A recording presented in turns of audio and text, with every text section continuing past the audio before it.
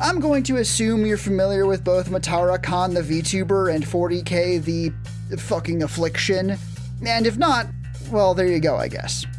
Now, you may have noticed that Matara is a bug, one that looks an awful lot like a tyrannid. So I figured, why not turn her into a tyrannid? Not just her anime-ass model scaled to work in 40k. I want to turn Matara Kan into a capital M monster. So maybe I've never made a kitbash before. How hard could it be? I could even make the kitbash as a gift for her upcoming birthday. Wouldn't that be nice? That was over a year ago at this point. One gift has turned into at least 3, and all of them have beat my ass every step of the way.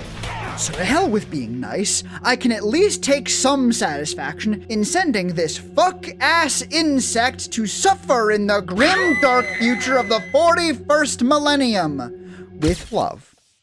This project began long before I actually started the build, with me watching Matara's debut stream and going, oh shit, that cool hair elytra shell thing looks kind of like a zoanthrope shell. And those back legs look a lot like the claws off those jumpy mantis things. So after picking up those bits from my local game store, even though I have a 3D printer so you can follow along even if you don't, aren't I nice? Realizing the zoanthrope shell was annoyingly smaller than expected, I was sitting on this project for about a year, and getting all the bits cut off the sprue, I had 2 of the least structural bits ready and nothing to attach them to. So I went ahead with the Leaper's body since what I had on hand, and it looked pretty good, though that mouth had to go. I figured one off a gene stealer would be a good fit since both them and Matara are pretty human looking, so I 3D printed the 1.5 heads I needed just like I said I would. Which was a great call since while it looked good, it also looked almost exactly like a basic gaunt head, especially once the cool eyes on the Leaper got covered up by the shell. So instead, a tervigon made the ultimate sacrifice, and Matara Kan had a head that would tie her into the gaunt side of the range, which would be relevant in like 15-ish minutes. After holding everything in place with a million bits of blue tack, I could start figuring out the pose. I bounced between a more typically tyrannid monstrous prowl and a more upright pose based off of the Swarm Lord.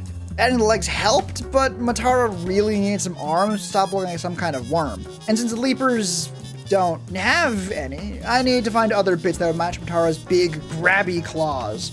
And the Brood Lords seemed perfect, so yeah, I printed them. Look, I couldn't find cheap bits, and these models look near identical to the GW stuff. Only difference is I couldn't use plastic glue on them, so I had to use metal support pins. But that's a trade I make happily. Arms acquired, I could actually figure out the pose, and I honestly liked both of them. The more upright humanoid one and the lunging tyrannid monster one. Especially once I got the antenna figured out, not these ones, don't worry, they come later. And with 1 kit and some bits if we're very nice, or 4 kits worth of bits if we're being realistic, it's really not an unrealistic kitbash. And if you like Matara Kan, one I highly recommend you build yourself. Especially if you can find the bits cheap or have access to a 3D printer. But to me, both look a little too much like generic tyrannid monsters, and not really that much like Matara.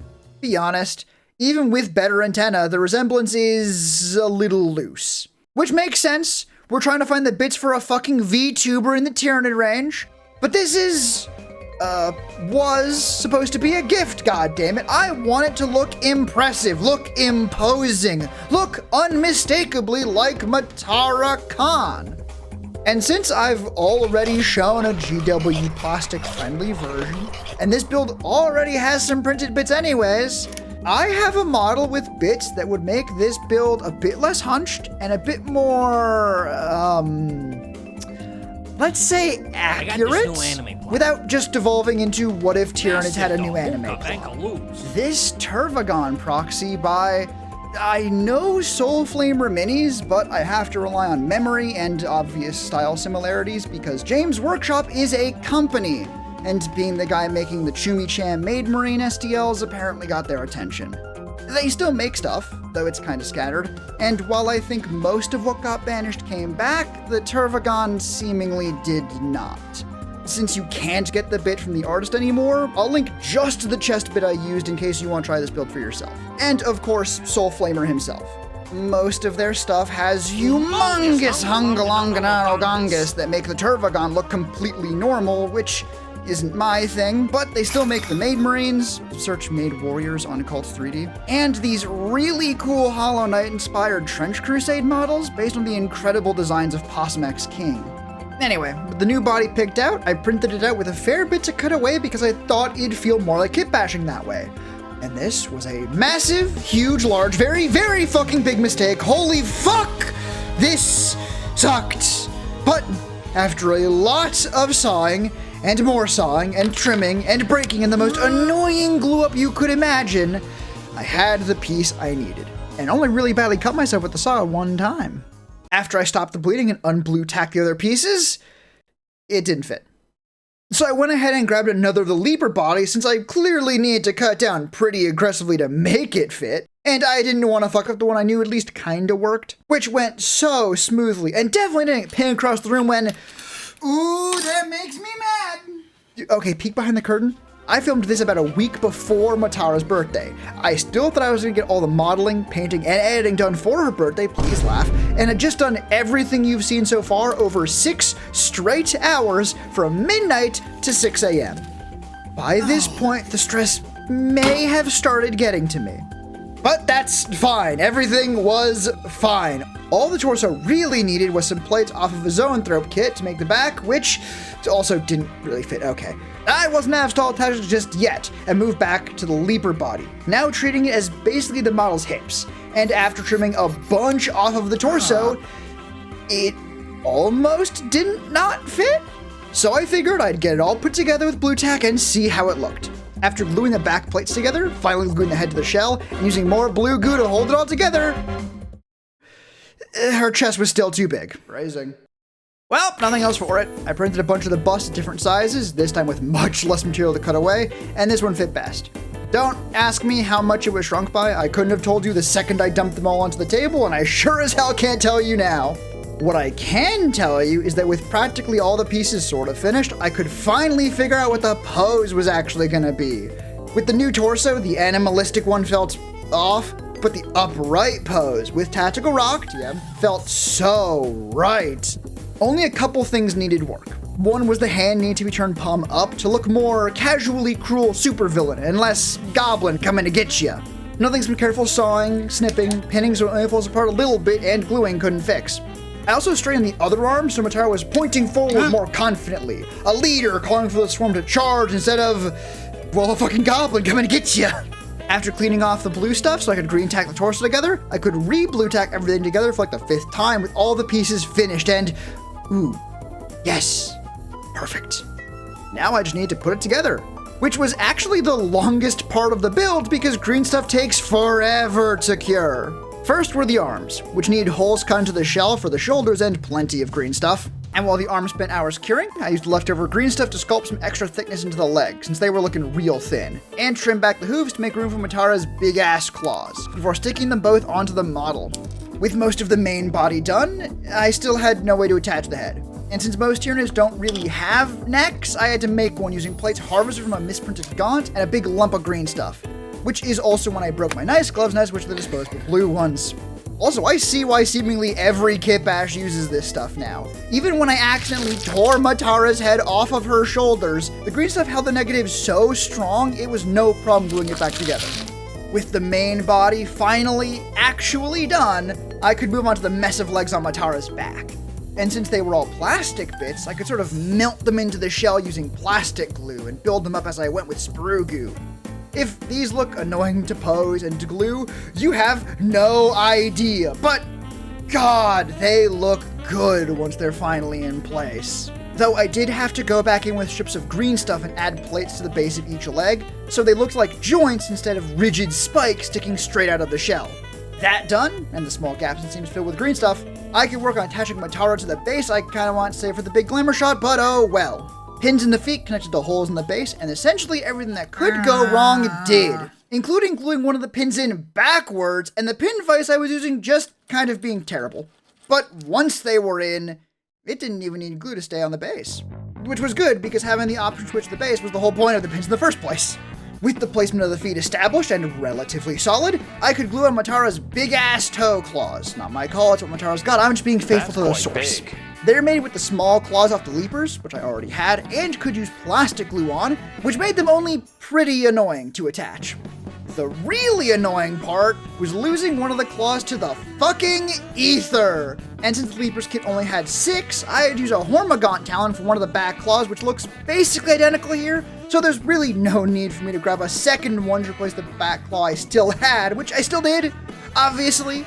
It was the only one to make the voices stop, which meant I was back to green stuff, since the prints didn't work with plastic glue, and super glue just refused to do the job. While those dried, I finally got started on the antennas in earnest by hammering them out of armature wire. I wish I was keen to, but no. I tried making them out of green stuff at first, but it was impossible to get them thin enough or consistent enough to get two that look the same. And trying to print super thin, super long pieces? Yeah, not happening. So instead, I hammered lengths of wire flat and tried to get them into the right shape, which took, a little bit, but it almost worked. Almost, but didn't. So I had no choice but to try and make printing happen, which did at least have the upside that I could model them directly off of Matara Kan's reference sheet, so they would be perfectly accurate. I actually printed them at 2 different sizes since I had no idea how big they needed to be. Starting with the larger one, since they'd only be incredibly fragile. Oh, where did that one even go? I'm this fucking idiot, though. After very, very carefully cutting it free from the supports, they were way too big. Absolutely massive. So I went back to the smaller, unbelievably fragile ones, and by going even unbelievably slowly. Alright, well, this one's gonna be fucking snipped then. Yeah, of course it fucking broke. It's made of brittle-ass resin and is thinner than the supports are. It's a miracle I got one of them off in one piece. I didn't even bother trying to find the tiny fragment of antenna that went flying. It's battle damage now. Congratulations, bitches love battle damage. Fitting that the last piece of the build would be so mildly annoying. But that doesn't change the fact that it was the last piece. All that's left to do is paint it up, he said, like this didn't also kick his ass. Look, in my defense, I'd painted like 5.5 basic infantry before doing this project. And this Zenithal that didn't end up doing anything was literally my first time with an airbrush. The second time was me painting all of Matara's skin in bold titanium white, since this bitch pale as fuck, and this was genuinely the closest match I had. The future doctor here, ignore the most recent costume. It's not real, it did not exist when I fucking wrote this, and this project's taken enough fucking time, so I am not redoing a goddamn thing. Not this script, and sure as hell not the fucking painting. Especially when the new outfit has the classic Tyrannid colors. After that, I tried dry brushing the carapace pink, and after getting the shell and the bits around the chest, the dry brush paint was just too vibrant.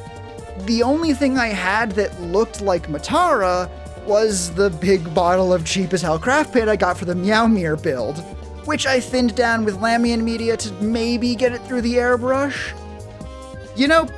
There's something almost poetic and very, very fucked up about me using model paint on prop weapons throughout Sword Timber, and then a bunch of fucking craft paint when I finally do paint a 40k model. And honestly, it worked shockingly well. Only a half dozen clogs or so before I could move on to light purple. First hitting the ends of all the claws like on Matara's non-wargame model, taking a coffee break to let my air compressor recharge, then getting the claws, elbows, claws but the ones on her feet, antenna, and claws but the ones on her hands, which I do eventually change to be all pink. And after using a brush to clean out some of the overspray and hit any areas I couldn't with the airbrush, the model is game ready. Technically, it was 3 colors legal before cleaning it up, but it doesn't matter either way, since this is a gift, goddammit! So we still need to do the hard part. First step was adding some elfic flesh to the skin to give it more depth and make it look less like printer paper. Now, I wasn't lying earlier when I said white was the closest match I had to Matara's skin tone, because I don't think forgetting I had it counts as a lie. So yes, it should have definitely been the skin base with white for the highlights. That much is obvious when I had to go back over it with more white to get the highlights back. But after that, I stopped painting. For weeks, I didn't touch the model, partially because Matara's birthday had already passed for the first time. So after a week rushing for that deadline, I crashed. But also because I had no idea what I wanted to do for the shell other than not leave it flat pink. But after a lot, and I mean a lot, of test pieces that I really should have painted first, I settled on stealing from the original zoanthrope, adding a slightly lighter pink in lines about halfway up each plate, before doing the same with an even lighter pink about halfway up the first set, which ended up looking pretty good. I also highlighted the other carapace bits with that extra light pink, but those weren't nearly as complicated before going over the fleshy bits of the model with some red wash to give them more depth. Mostly applying thin coats, but cooling it more where it looked like it'd be especially slimy. The wash wasn't bloody enough for the mouth, no matter how thick I applied it, so that got straight up Flesh Terror's Red, my beloved, which did also cover the teeth, which I had to pick out again with more white. I then added some darker purple wash to areas like the elbows and the tips of the claws to make the gradient on them more dramatic, before applying some extreme highlights, starting with the shell, which looked great. This encouraged me to apply them literally everywhere, which, was maybe a little bit much, so I immediately rolled it back a little bit. With those done, the only thing left was getting the base finished up if we ignore that I forgot the eyes for a second. Adding some more gray to the rocks, and some silver metal showing through the paint where Matara Kan's torn into the tank. That's when I remembered the eyes and added Matara's orange peepers with a shard of toothpick because holy fuck, getting paint past the lip of the shell was not fucking easy. But with Matara finally actually done, I got back to the base with everyone's favorite brown paint, Sterling Mud. If you know, you know. Before absolutely drenching the whole thing in dark wash. Absolutely fucked it up. Honestly, I should have just dunked it. That's when I realized I wasn't actually done painting Matara and had fucked up one of the eyes by painting the cheekbone orange instead. But after fixing that, and the weathering I all but undid with the wash, the model was finally, for realsies, finished and ready to show off. I even added a little Easter egg to honor the guy who got her, me, and many others into 40k, the bastard. Sound off in the comments if you can spot it, and stick around afterwards. The video's only half finished.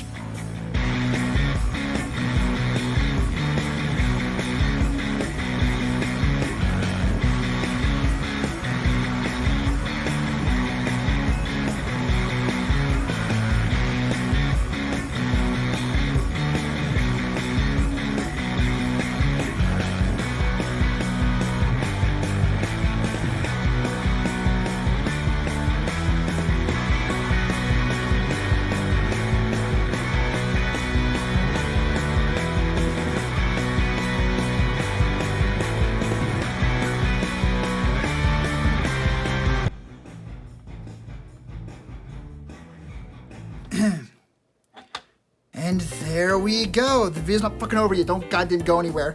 But there we go. I am very happy with how she turned out. Especially since before this point, the only models I'd ever painted were like 1/3 of a Necron Warrior blob, 1/5 of a Scorpec Destroyer, and like 2 test Hormogaunts, I think. So I think this is a very good showing, especially for my first time with an airbrush. I'm even happy with this little rushed, slapped together, dead Imperial Guard guy. Sorry, Ricky, no hard feelings. But yeah, this is now a very impressive looking Matara Swarmlord proxy. Although, since she creates Momos, which are at least some kind of gaunt, you could argue for a tervigon proxy. Yeah, I have the proxy I stole the chest from. I am not paying GLA prices for a fucking prop. I even actually went ahead and printed out a tervigon-sized base and spent far too long magging the barrel of the tank so you can actually get the full length in there. And, like, what the fuck are we doing here exactly? Like a tervigon? Really? Giant, mostly ranged monster thing that's shooting out fucking the shooty gaunts, the gun ones. Momo don't have fucking guns.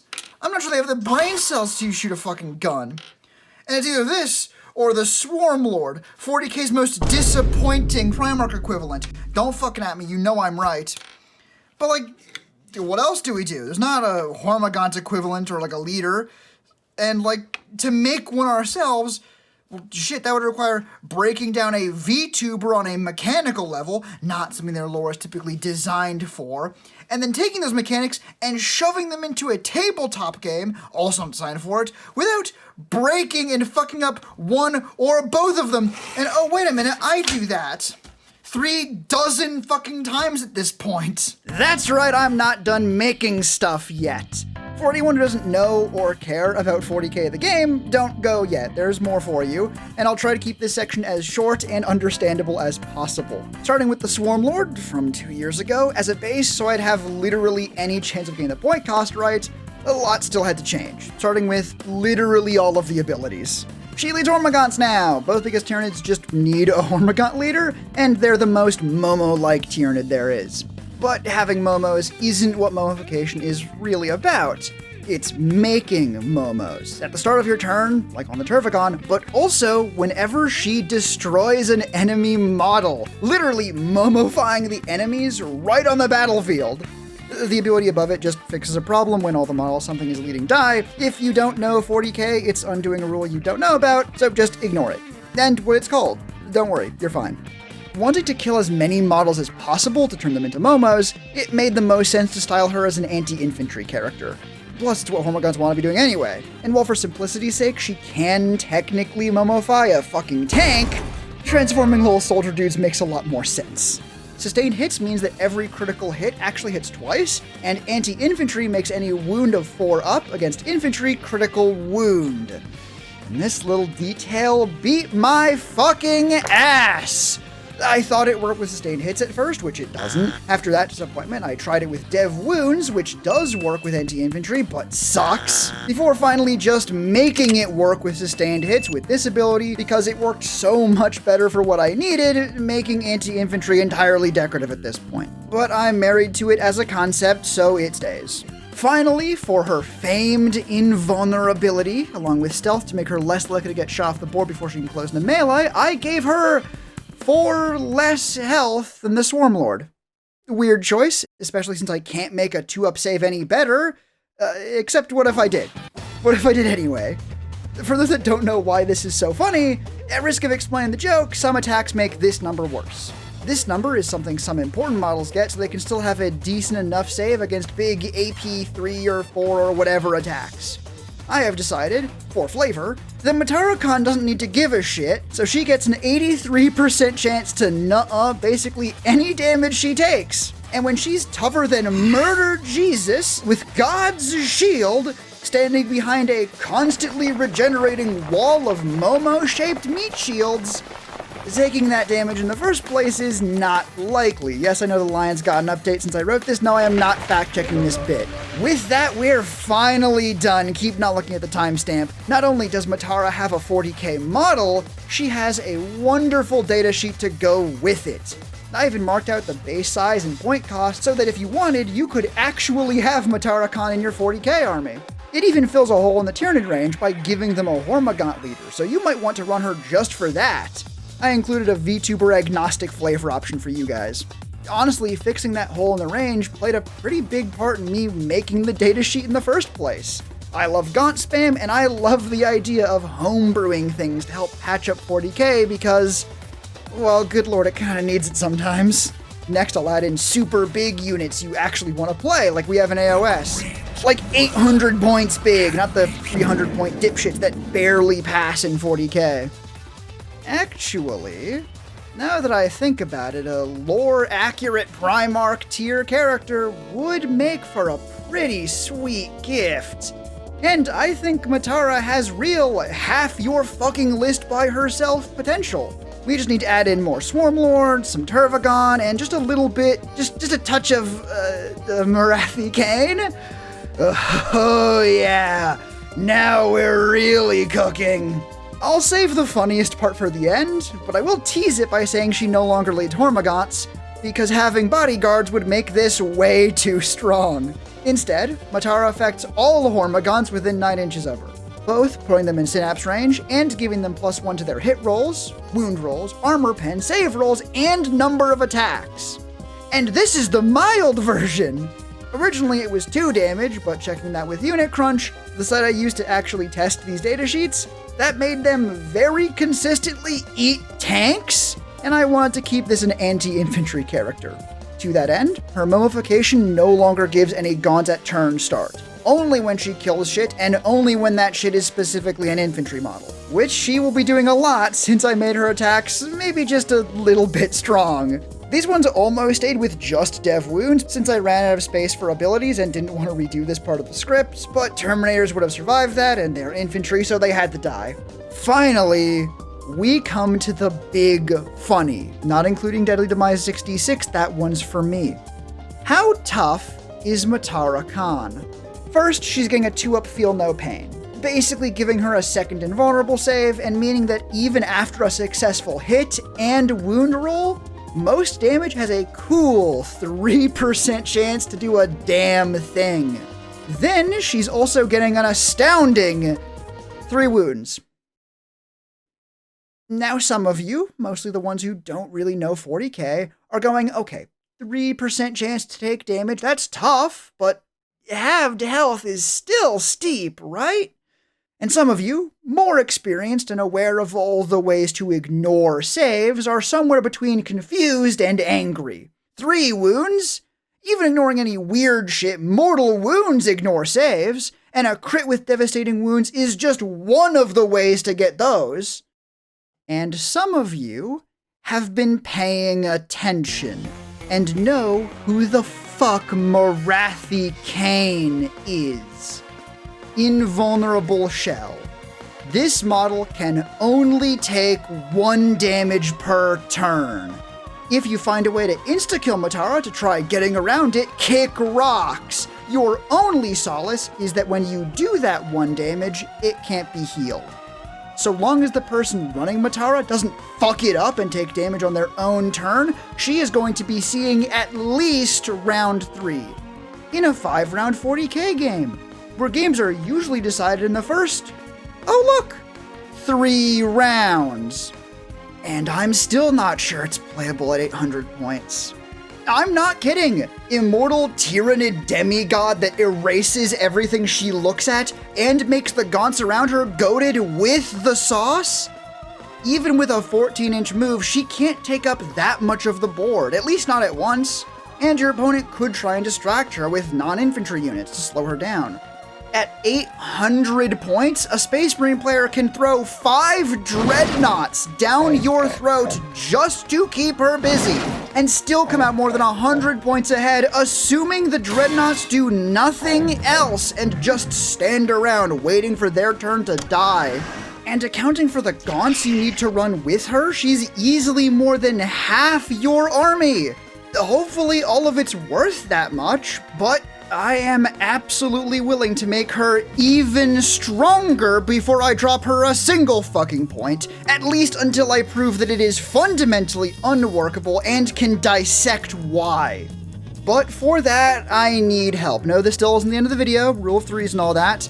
You are 27 minutes into a 40k VTuber clown fiesta. At least some of you have to play 40k and also like Matara enough to actually run her in a list. Or get your Tyranid friend to do it if you don't own the army.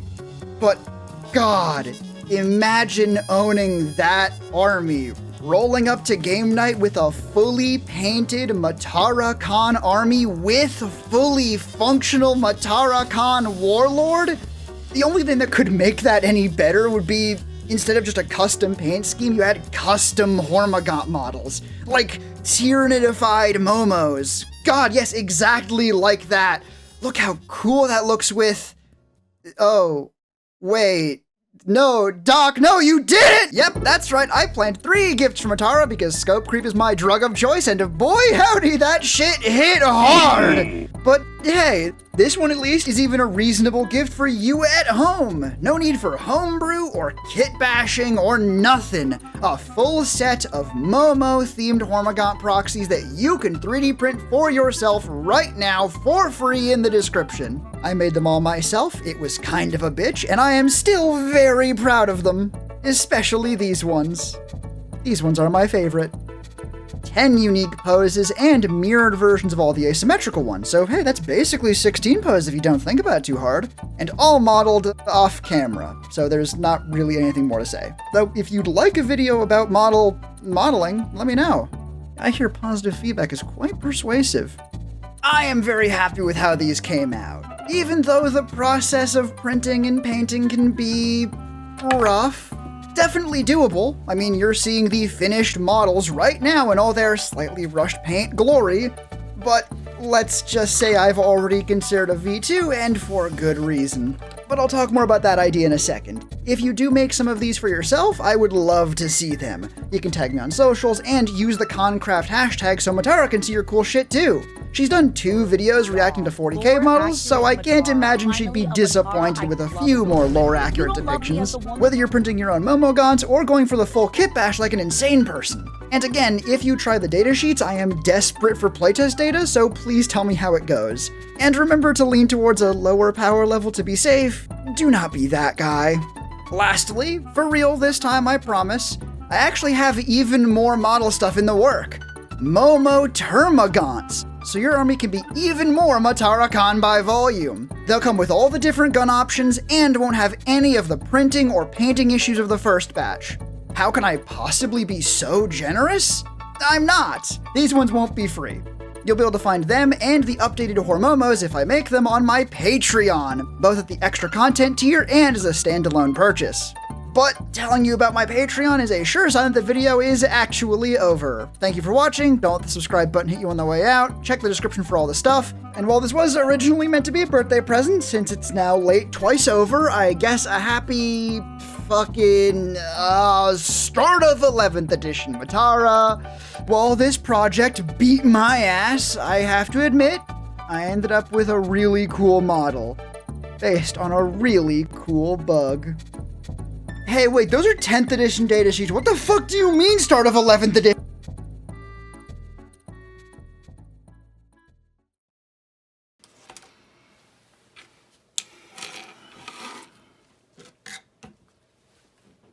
I fucking flipped Bricky. Bricky! Come back! Where'd he go? Brickolas? I'm sorry you died. It was my fault, but you shouldn't be fucking hiding from me. I need you. He's falling behind the fucking desk. The bastard, there you are.